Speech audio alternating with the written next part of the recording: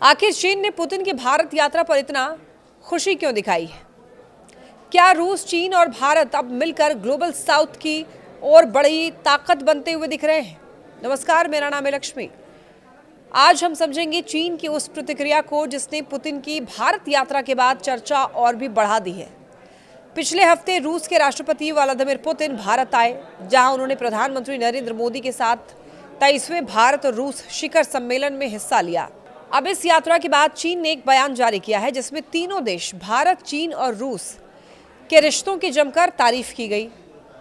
ये बयान इसलिए भी खास है क्योंकि चीन आमतौर पर भारत और रूस की नज़दीकियों पर कम ही सकारात्मक प्रतिक्रिया देता है। चीन के विदेश मंत्रालय ने यह साफ कहा कि भारत, चीन और रूस सिर्फ उभरती अर्थव्यवस्थाओं ही नहीं बल्कि ग्लोबल साउथ का महत्वपूर्ण हिस्सा है। चीन का यह मानना है कि अगर इन तीनों देश के रिश्ते मजबूत होते हैं तो इसका फायदा न सिर्फ इन्हें बल्कि पूरे एशिया और दुनिया की शांति, स्थिरता और विकास को मिलेगा। चीन के मंत्रालय के प्रवक्ता गुओ जियाकुन ने यह कहा कि बीजिंग, नई दिल्ली और मॉस्को के बीच बेहतर तालमेल क्षेत्रीय संतुलन के लिए बेहद ही अहम है। अब देखिए, पुतिन की यात्रा पर चीन की ये पहली आधिकारिक प्रतिक्रिया थी। भारत यात्रा से पहले पुतिन ने एक इंटरव्यू में कहा था कि भारत और चीन दोनों ही रूस के सबसे करीबी मित्र हैं और रूस इन रिश्तों को बहुत महत्व देता है।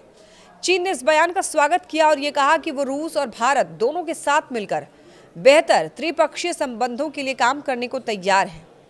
चीन का ये रवैया इसलिए भी दिलचस्प है क्योंकि पिछले कुछ सालों से भारत चीन रिश्ते पूर्वी लद्दाख की 2020 वाली झड़प के बाद से तनावपूर्ण रहे हैं। लेकिन अब चीन ये संदेश देना चाहता है कि वो भारत के साथ लंबी अवधि के स्थिर रिश्ते बनाने के लिए इच्छुक है। अब चीन ने अपने बयान में ये भी कहा है कि वो भारत के साथ संबंधों को रणनीतिक ऊंचाई और दीर्घकालिक दृष्टि से देखना चाहता है। यानी बीजिंग ये दिखाना चाह रहा है कि सीमा विवाद एक अलग मुद्दा है, लेकिन बड़े स्तर पर दोनों देशों को साथ काम करना चाहिए। तो चीन का कहना है कि वो भारत के साथ मजबूत सहयोग को आगे बढ़ाने और एशिया में शांति और समृद्धि बढ़ाने के लिए तैयार है। पुतिन की यात्रा से चीन की दिलचस्पी इसलिए भी थी क्योंकि रूस और चीन के रिश्ते पहले ही बेहद मजबूत हैं। रूस पर अमेरिका और पश्चिमी देशों का दबाव बढ़ने के बाद चीन उसका सबसे बड़ा ऊर्जा खरीदार बन गया है और इसी वजह से चीन ने पुतिन की भारत यात्रा को बहुत ध्यान से देखा। चीनी मीडिया, खासकर के शिन्हुआ ने पुतिन के उन बयानों को खूब कवर किया जिसमें उन्होंने भारत के रूसी तेल खरीदने की आलोचना करने वाले अमेरिकी आरोपों को झूठा बताया था। भारत रूस शिखर सम्मेलन में व्यापार, ऊर्जा और रक्षा को लेकर कई अहम समझौते हुए और दोनों देशों ने 2030 तक द्विपक्षीय व्यापार को $100 अरब तक पहुंचाने का लक्ष्य रखा। यानी रूस भारत रिश्ते और भी मजबूत हुए हैं और चीन इसका स्वागत कर रहा है क्योंकि त्रिपक्षीय सहयोग से उसका कूटनीतिक दायरा भी बढ़ता है।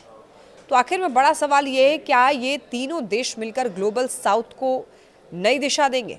फिलहाल इतना तो साफ है कि चीन और पुतिन की भारत यात्रा से नाराज नहीं बल्कि खुश है और वो चाहता है कि भारत, चीन और रूस तीनों मिलकर दुनिया में एक नया रणनीतिक संतुलन बनाए रखें। अगर आपको ऐसे इंटरनेशनल खबरें पसंद है तो देखते रहिए न्यूज़ 18।